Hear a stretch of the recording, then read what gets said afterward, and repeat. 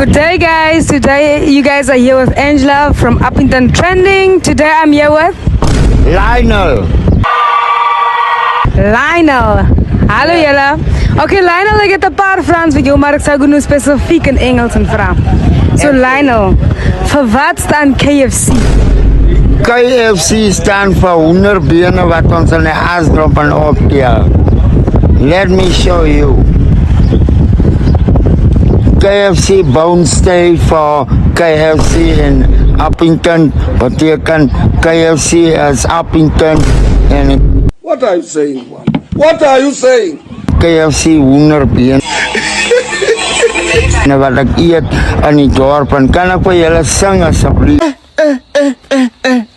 Nogie, die sal van sing op die einde. Nou, is meneer 'n man of 'n vrou? Ek is 'n man. Nou wat maak van meneer 'n man?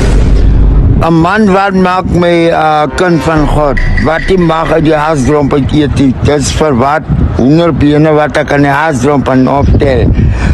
Bestaan Uppington en my naam is Lionel. Meneer, die is die laaste vraag. Waar sit meneer se skouers? My skouers. Ja. My skouers sit hier. En ek het 500 bene en daar's 2 bene. 2 bene. Nou meneer, wat is gedroomkar? My droomkar. Ek het nog nooit gebestuur nie. My droomkar is God in my lewe. Okay, dankie.